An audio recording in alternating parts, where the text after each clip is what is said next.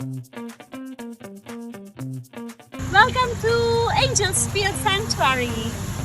Guys, nandito na tayo ngayon sa Angelfields.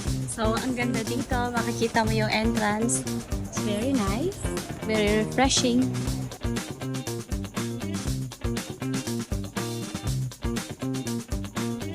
So, ang amazing ng architectural design nila dito pa lang sa main entrance. Parang medyo merong touch of pagkaluma and sinauna because of the bato and the kahoy.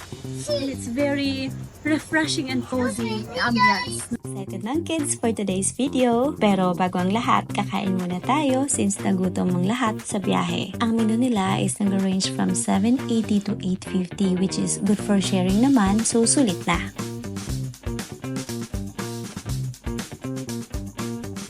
After namin kumain, start na ng activities for the day.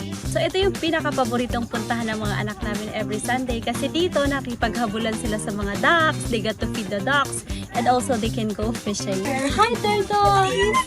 They're so small turtles. Mommy, where's fishing? Mommy. So maraming tortoise dito. Ayan, tortoise yan. And then yung mga small tortoise naman. And then some of it pinapakain ni Jacob. So ang kagandahan dito, they got the experience to feed the tortoise freely. But of course, with the close supervision nating mga parents kasi baka mangat-ngat ng tortoise ang mga daliri ng ating mga chikitings. Si David, yan ang kanyang hideaway, hangout niya. Kasi monkey nga pala siya sa previous life niya. May mga sheep din na binibitawan nila on Sundays to complete the guest experience of farm life. O di ba ang exciting? Pwede rin silang pakainin ng feeds na provided ng Angelfields for just 20 pesos lang. So dito, ramdam na ramdam mo ang relaxing ambient ng farming life for a day. Ang Angelfields ay matatagpuan sa Silang Cavite. Medyo malamig ang klima dahil malapit na sa Tagaytay. Since malawak ang area, habang naglalaro ang kids, mommy and daddy can get bond together while watching their kids playing around. Isa pa sa main attraction ng Angelfields ay ang ducks feeding which is very exciting and fun para sa ating mga chikiting.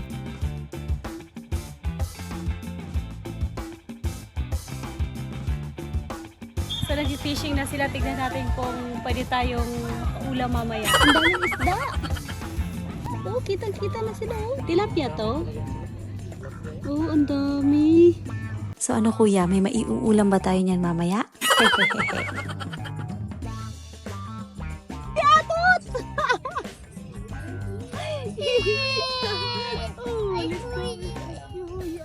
Si Mami rin, may huli rin. Si Alexa, meron din.